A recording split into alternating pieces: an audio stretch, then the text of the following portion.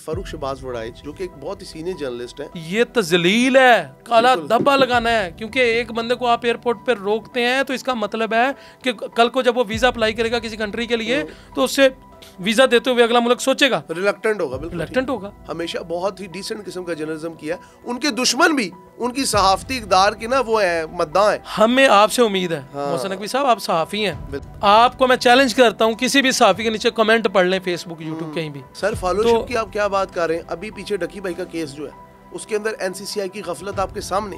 Legally grounds के बगैर FIA कभी भी आपको एयरपोर्ट पे नहीं रोक सकती। बहुत सारे ऐसे साफी, मैं नाम नहीं लूंगा, जो मशहूर होने के लिए स्टंट करते हैं जी। और फारूक साहब को बड़े धीमे पेशेंस हमें कहते हैं कि भाई आपने एग्रेसिव नहीं होना, और उनके खिलाफ पता नहीं कौन से अनासर हैं जिन्होंने पिछले दिनों भी कंपेन करने की कोशिश की। एक बंदे के पास वीजा है, एक बंदे के पास टिकट है और उसके खिलाफ कोई कानून, कोई एफआईआर नहीं है, तो उस बंदे को रोकना, वो चाहे फारूक है, चाहे डकी है, चाहे हमजा है, चाहे फैसल, उसका लीगल राइट है, कॉन्स्टिट्यूशनल राइट है कि वो जहां मर्जी जा सकता है। अवेयर नहीं होना चाहिए कि हम किसके वाले से क्या मतलब करने जा रहे हैं कार्रवाई, क्योंकि अगर एक बंदा जिसके ऊपर आपने जैसा बताया कोई लीगल मैटर है ही नहीं, तो आप लीगल मैटर के बगैर किसी बंदे को रोक किस तरह सकते हैं? वो बंदा तो अपना राइट एक्सरसाइज कर सकता है। ऑफ कोर्स अब एनसीसी आई है, जब इसने बड़े बड़े इकदाम लिए जुए के खिलाफ चीज़ें ये वो, लेकिन जब लोगों ने उनको किया कि आप उसको भी पकड़ें, उसको भी पकड़ें, सिर्फ एक ही क्यों जो इन्फ्लुएंसर है, बाद में पता लगा कि पैसों के लिए किया, और वो एक बंदे की वजह से इतना अच्छा अदारा एनसीसी आई जो बना था वो दिनों में डिफेम। पावरफुल आदमी की नहीं सुनते, पर्चा करवा देते हैं। वो भाई गवर्नमेंट के अदारे के पास जो पावर है, एक साफी छोड़ें, किसी के पास नहीं पावर उसको कर सकता है, उसके खिलाफ नहीं आप बोल सकते। रिश्वत के बगैर काम नहीं होता यहाँ। अस्सलाम वालेकुम viewers, welcome to another podcast. मेरा नाम है हमजा साजिद राना। पाकिस्तान में आपको पता है एयरपोर्ट के ऊपर जो कवानीन लागू होते हैं, जिसको मेनली एफआईए, एनसीसीआई और एक पूरी एग्जैक्ट कंट्रोल लिस्ट बनती है, जिसके अंदर अगर कोई भी इंसान मुल्क के कवानीन के मुनाफी जाकर कोई भी इकदाम करता है तो उसको एयरपोर्ट पे ऑफलोड कर लिया जाता है, एप्रीहेंड कर लिया जाता है और फिर उससे इन्वेस्टिगेट किया जाता है। आज से पहले सिर्फ सियासतदान, ब्यूरोक्रेट और बिजनेसमैन इन चीज़ों का निशाना बनते थे, लेकिन वक्त के साथ हमने ये देखा है कि पाकिस्तान के अंदर जो सोशल मीडिया इन्फ्लुएंसर्स हैं उनको भी ऑफलोड किया गया, जिसमें डकी भाई का नाम सरे फहरिस्त है। कई बार तो रजब भट्ट के बारे में भी इस तरह की बातें हैं। लेकिन टू माई सरप्राइज इस वक्त पाकिस्तान के अंदर डिजिटल मीडिया का अगर कोई इस्तारा है जिसका नाम है फारूक शहबाज वड़ाइच, जो कि एक नहायत ही सुलझा हुआ सहाफ़ी है, और उनका माजी प्लस इस वक्त जो उनका मीडिया कैरियर है वो भी बेदाग है। उनको कल एफआईए ने ऑफलोड कर लिया, उनके साथ पूरी इन्वेस्टिगेशन स्टार्ट कर दी, जबकि उनके ऊपर ना कोई लीगल प्रोसीडिंग चल रही है और ना ही किसी किस्म का गैर कानूनी कोई केस है, और ना ही मुल्क के खिलाफ किसी भी किस्म की उन्होंने कोई कवानीन की खिलाफ वर्जी की। इस सब पे बात करने के लिए मैंने सोचा एक सहाफ़ी को दावत दे लेते हैं, क्योंकि सहाफ़ी बेहतर जानता है इन्वेस्टिगेशन जर्नलिज्म को और जो होने वाले सारे मामला हैं। मेरे साथ मौजूद है वेरी सीनियर जर्नलिस्ट पाकिस्तान के अंदर। मैं ये कह सकता हूँ कि ये वाहिद इंसान है जो कि डिफरेंट किस्म के मीडिया आउटलेट्स के डिजिटल प्लेटफॉर्म्स को हेड कर रहे हैं और लोगों तक सच्चाई हर किस्म की आश्कार करें। मेरी मुराद है Faisal Waqas. Faisal, very warm welcome. Thank you so much Hamza साहब, आपने कोई बढ़ा चढ़ा के मेरी तारीफ़ कर दी है। मैं एक आम सा आदमी हूँ और लेबर वर्कर हूँ, यानी कि हम लेबर करते हैं सुबह से शाम तक। मेरा आगाज़ ज़ारी बात है सहाफ़त से हुआ, लिखने से हुआ, राइटिंग से हुआ, न्यूज़ रूम से हुआ, और न्यूज़ रूम के अंदर आपको पता है पूरी दुनिया के सारे मामला आते हैं जो हमारे हाथों से गुजर के जाते हैं, और हमने उसको बड़ा अनबायस्ड करना होता है, क्योंकि हमारी जो ट्रेनिंग जिस अखबार से हुई है और वो अखबार जो है वो पूरे पाकिस्तान में उसको खैर नेगेटिव पॉजिटिव दोनों एस्पेक्ट हैं उसके, लेकिन पॉजिटिव एस्पेक्ट ये है कि हमारी ट्रेनिंग ये हुई है कि अनबायस्ड राइट, यानी कि आपने सेकंड पार्टी की राय के बगैर कभी भी न्यूज़ नहीं देनी। अगर वो कोशिश करें, अगर सेकंड पार्टी नहीं देती तो मेंशन कर दें कि ये हमारे अल्फाज नहीं है, और as it is hard reporting करनी है आपने जो हुआ है उसी तरीके को, और यही थी सख्ती। अच्छा फैसल साहब, एक और चीज़ जो मैं आपसे इस्टेब्लिश करना चाह रहा हूँ कि इस वक्त पाकिस्तान के अंदर आपको पता है, मैं आपसे ये समझना चाह रहा हूँ कि ये एफआईए की जुरिस्डिक्शन कहाँ तक है, एनसीसीआई क्या है, ये किस तरह अपना रोल अदा करते हैं, और सबसे बढ़कर जो एयरपोर्ट के अंदर कंट्रोल अथॉरिटी इनकी बनी हुई है, ईसीएल की लिस्ट बनती है जिसके अंदर नाम होते हैं कि जी ये मुल्क दुश्मन अनासिर हैं, या मुल्क दुश्मन सहाफ़ी हैं, या मुल्क दुश्मन कोई भी लोग हैं। लेकिन पाकिस्तान के अंदर इस वक्त जो मेरे सरप्राइज की बात है कि फ़ारूक शहबाज वड़ाइच जो कि एक बहुत ही सीनियर जर्नलिस्ट हैं, हमेशा बहुत ही डिसेंट किस्म का जर्नलिज्म किया है, उनके दुश्मन भी उनकी सहाफ़ती इक़दार के ना वो है मद्दां हैं, उनको ऑफलोड कर लेना। देखें जी, पहले तो मैं ये बात करूँगा कि FIA चाहे कोई भी अदारा है हमारे लिए रिस्पेक्टेबल है, क्योंकि जितने भी इदारे पाकिस्तान के वो हम उनको फॉलो करते हैं, उनके रूल्स और रेगुलेशंस को।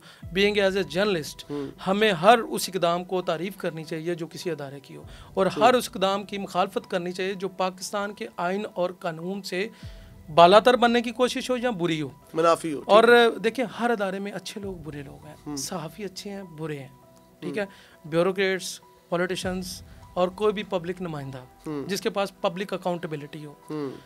और मैं बात करूंगा कि कोई भी अदारा कानून कॉन्स्टिट्यूशंस के मुताबिक जो आईन और कानून है उसे बाहर नहीं जा सकता। ठीक है, हर अदारे को फॉलो करना है उसको, ठीक है, और उसके बगैर अदारा ही नहीं बनता ना सर। फॉलोशिप की आप क्या बात कर रहे हैं? अभी पीछे डकी भाई का केस जो है उसके अंदर NCCI की गफलत आपके सामने। देखें वही उधर ही जा रहा हूँ मैं। आप देखें, आपने बात की ऑफलोड की और उन चीज़ों की, पहले मैं उन चीज़ों पे एक जनरल बयान दूंगा, एक आम अल्फाज में, आम फहम में, कि हर इंसान को समझना चाहिए कि ऑफलोड क्यों किया जाता है और कैसे किया जाता है ना, तो किन वजूहात की बना पे किया जाता है। जो चंद आम वजूहात हैं मैं सबसे पहले वो रखूंगा।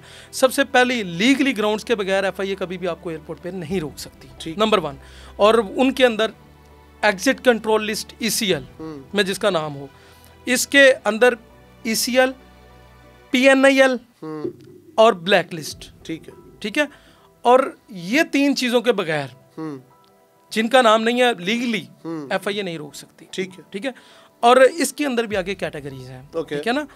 और किसी बंदे के खिलाफ कोई पेंडिंग इन्वेस्टिगेशन है, रिटन ऑर्डर है अदालत का, ठीक है, या फिर उसके बाद कोई security related notification interior ministry की तरफ से दिया गया, ठीक है। और FIA ये काम 3 अदारे मिलके ये करते हैं जी, एक अदारा नहीं करता। किसी को एग्जिट लिस्ट में या किसी को कंट्रोल लिस्ट में रखना है, किसी को ऑफलोड करने के लिए, ये चीज़ें। इसमें जिनके खिलाफ कार्रवाई, करप्शन है, चीज़ें हैं दूसरी हैं, वो तो नोटिफाइड होते हैं, उनको पता होता है, अदारे चलते हैं। फिर बगैर किसी के खिलाफ केस हुआ है उसमें भी नोटिफाई करते हैं अदारे, ठीक है, कि भाईजान आपके खिलाफ केसेस चल रहे हैं, आप नहीं बाहर जा सकते। और बाकी अब आते हैं फ़ारूक साहब की तरफ जी। फ़ारूक साहब, मैं ऑन कैमरा कहता हूँ, मेरे क्लास फेलो हैं, मेरे दोस्त हैं और बड़े अच्छे इंसान हैं। और मेरे ख्याल में आज तक उन्होंने कभी ज़िंदगी में किसी इंसान को ऐसी फेवर नहीं दी जो सहाफ़त के ख़िलाफ़ हो, असूलों के ख़िलाफ़ हो और गलत हो। असूल परस्त है आप। बड़ी दफ़ा हम दोस्त हैं, हमने उनसे स्टूडेंट लाइफ में कहा यार आपके ताल्लुकात हैं तो आप हमें कहीं एडजस्ट करवा दें। उन्होंने कहा यार मैंने कभी आज तक अपने लिए सिफारिश नहीं की, तो आपके लिए क्यों करूँ। मेरिट पे हैं, चीज़ें होंगी, हम ही मेरिट की धज्जियाँ उड़ाएंगे तो दूसरा बंदा क्या करेगा।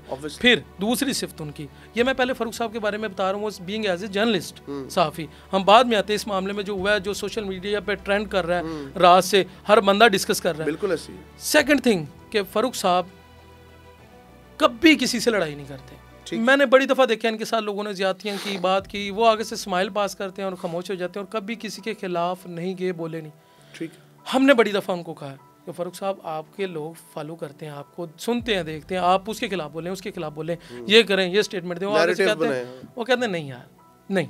और देखिए उनके फेमस होने की सबसे बड़ी मिसाल है उस्मान बज़दार के, इन्होंने एक क्वेश्चन किया था उस्मान बज़दार से, और ये उनकी आदत है, कड़ा बड़ा सख्त क्वेश्चन करते हैं और उसका जवाब मांगते हैं, बाद में देते नहीं हैं, एनालिसिस नहीं करते। आज तक उनके पॉडकास्ट देख लें, शोज देख लें, कोई भी है, कभी भी वो काउंटर इस तरह का क्वेश्चन नहीं करते कि किसी की तजलील करें, किसी को मतलब नीचा दिखाने की कोशिश करें, सोशल मीडिया पे हिट होने के लिए कोई ऐसे दें, और लोग उनको पसंद करते हैं। मैंने देखा उनके ऊपर आज तक नेगेटिव किसी ने कमेंट नहीं दिया, ठीक, किसी बंदे ने दिया, और उन्होंने ज़ीरो से रिपोर्टिंग करके, अखबार से, फिर रिपोर्टिंग से, फिर टीवी पे इस तरह हैं, और हर बंदा उनका फॉलोअर। बाज़ दफ़ा तो मैं उनको कहता होता था फ़ारूक साहब जिस तरह की आप सहाफ़त कर रहे हैं, मुझे लगता है कि आप कल को फ़ैन फॉलोइंग बना के पॉलिटिशियन बनना चाह रहे हैं, और आप लगता है इलेक्शन लड़ेंगे क्योंकि आप लोग आपसे मोहब्बत करते हैं। राइट, मतलब लोग आपको मशहूर नहीं किए,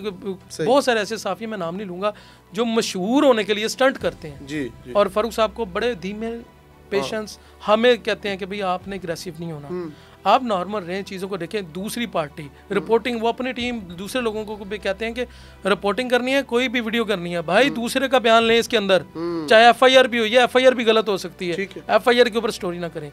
ये होगी फारूक साहब।